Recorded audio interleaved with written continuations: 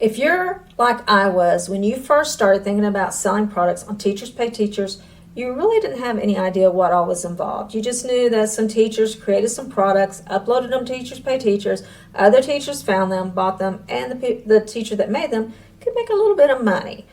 You probably had no idea what was really involved in creating a good quality resource that teachers wanted, would purchase, and could find.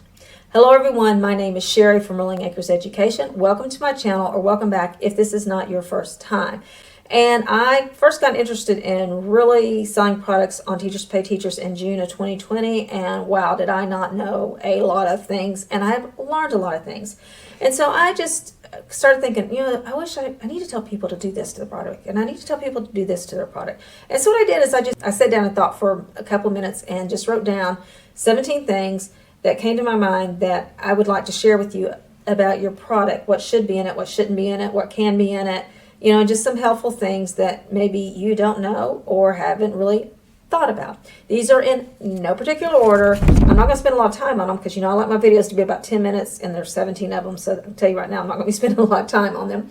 But they're just some things that I want you to be aware of. And the first is that your product should solve a problem that teachers have. I talk about this all the time. Teachers come to Teachers Pay Teachers because they have a problem that needs to be solved, and you want to be the person to solve that problem. Make sure that your resource solves that problem. Number two, you need to price your resource fairly. And this is very open to interpretation. People have different opinions on this. There used to be a 25-cent page kind of guide. That's totally gone out the window because pages are not created equal. You may have a resource that's got 10 pages of things that are very different on each page. You put a lot of time into, a lot of research into, whereas someone might have, a good product, but it's 10 pages of just like the same thing, and maybe it's, changes letters or words or something like that, where the student's doing the same thing. It's just, a different content. So those two resources, 10-page resources, are not going to be priced the same. Now, you could do like 25 cents for a really high, robust content page that you put a lot of research in, a lot of time in, and then maybe 10 cents for a page that wasn't so, just kind of a repeat page, or a page that didn't take you long. And so that's, one way to do it. But the best way is just to go look in your niche and see what other people are charging for things that are similar to yours. Okay. Number three, your product has to be flattened. I've shared this before. This is something I did not know. And then when I learned it, I thought that I was flattening my products because I thought turning them into a PDF flatten them. Does not. If you have things in your resource that belong to other people, if you've used an element from somebody else, or a photo or a font or a piece of clip art, anything that you've used from someone else, even if you have permission, you have to flatten your product, because even if you've put it in a PDF, there are people who can put that PDF into a program that can then lift those things out, and people can use them without permission. So flatten your products. Canva has a flattening tool, but you can't put links in it. The links get flattened, and then people can't click on them. They can still copy and paste them, but they can flatten them. Then Flatpak is another thing that people use, and I've heard that the links will still be usable in those. Okay, but flatten your resources. Find out more about that if you don't understand what I'm talking about. Number four is copyright. This one's really delicate because, this is a legal thing, and I am not even going to try to give you any kind of specific guidelines, but I'm going to tell you the worst way to decide whether or not it's legal to use something in your product, and that's by looking at what other people are doing. Because I'm telling you right now, I have done a couple things on Amazon KDP, and there was the most popular independent publisher on there that was doing coloring books. That, this person had been doing coloring books, or this group had been doing coloring books for a while. They were real popular. They'd sold tons of coloring books, got all their stuff taken off, and had to pay a bunch of money because of a copyright violation. So don't think that just because someone is, a big time seller, or you see these great products and they're using them, that doesn't mean that it's legal for you to use them. Either they paid for it, or they're unaware, or they're just taking their chances. So do not judge what you can use by what other people are doing. Number five, I like to put extras in mine. If I want a product to be $3.50, I make sure that product's worth $3.50, and then I put in a little extra, okay? Now, there's all kinds of products, so I don't really know how to give you an example that's going to, be good for everyone. You have to kind of figure out what you can put in yours. But for me, I do like fast finishers because I do sub-plans. You know how it is. Kids get done, they rush through, and then don't have anything to do. And the teacher's like, oh, just read a book, which there's nothing wrong with reading, but usually they don't read. They just flip through the pages, or they, go to sleep or whatever. And so it's good for teachers to have these extra things that don't take any kind of instruction, that they can just pass them out and they can do them to keep them busy. These don't take me any time to do. And that's what you want. You want something that's going to be really valuable to the teacher. And fast finishers are valuable to a teacher, especially when they have subs or when they need the students to work independently. But it takes me almost no time to make them. I mean, I can just change them out real quickly. And so it's a win-win situation. The teacher gets some value that they don't pay for because I've already made the product worth what they're paying for. And I don't put a lot of time into it, and it helps me sell my products, okay? Number 6 is previews, and I really want to bring this one up because I said in a video a while back that bundles do not have to have previews. And that is true. They do not have to have previews, and I personally think that the previews that Teachers Pay Teachers generates from your, like when you put a product in a bundle, Teachers Pay Teachers will upload the preview that you created for that bundle. And so it's really your preview. Teachers Pay Teachers is just uploading it to that bundle for you. However, with this new algorithm, they are saying that Teachers Pay Teachers, even on bundles, are favoring products that have a PDF preview that you made. Here's what I did. I just took the thumbnails from those products, and if it was a small bundle, like a 2-product bundle, I just took a thumbnail, stuck it on a page, next thumbnail on a page, next thumbnail, and just did 6-page PDF.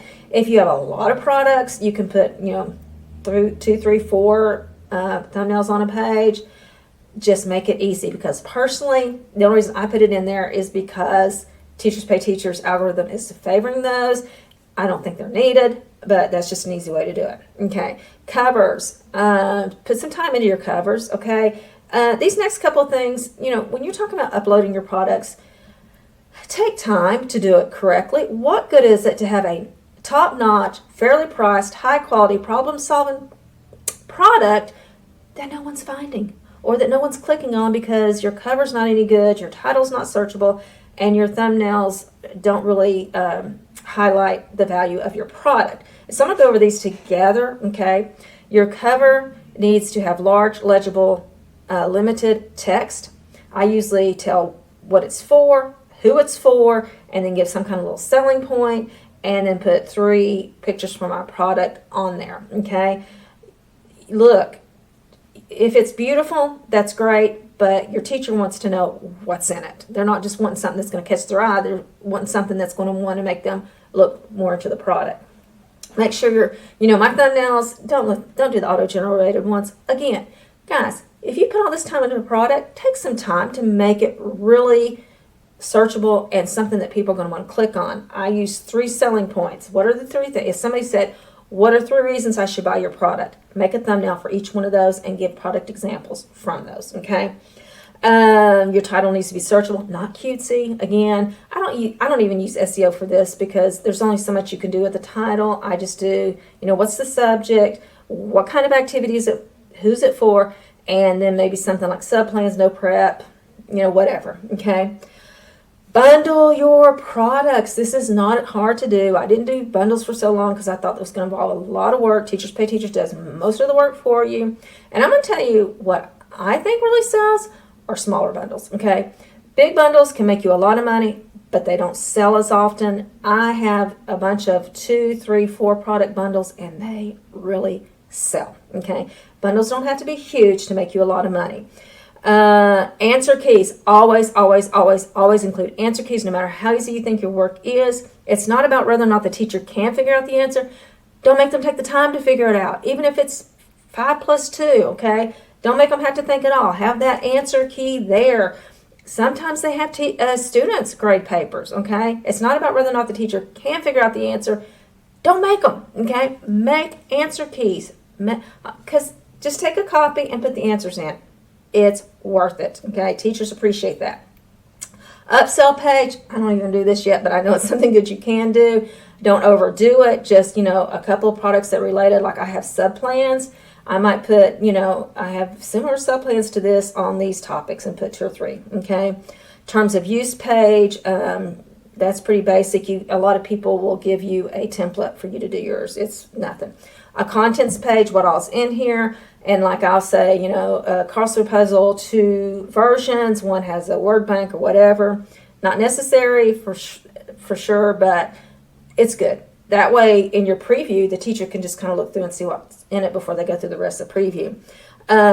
Tips, if there's something that may be a little complicated, you may want to give the teacher some tips. Video previews, I don't do these, but I'm thinking about it because mine are pretty, my sub-plans are pretty, they're print and go, but there's some things I thought about that could help the teacher a little more, like how to use the passages to a little, make them a little more usable and things like that. So I thought about doing a video preview, just say how you can get the most out of this product. And then your description needs to be scannable, okay? Put as much in there as you want to. Put all kinds of stuff in there. But make it to where if your teacher doesn't have much time, they can just kind of go down through, bullets, be sure to separate your paragraphs, boldface some things so that the teacher can go down and what's important here and read it just very, very quickly. Okay, so those are just 17 things. I try to do in 10 minutes. I'm looking at about 11 and a half minutes. So I guess I did pretty well. But these are just some things to consider when making your products. If I come up with any more, I'll do a part 2. But I think these are the most important things that you need to make sure you're doing. I'm sure I left something out. If I did, I'll make another video. But just remember, you've got this. God's got you. And I'll see you in the next video. Bye-bye.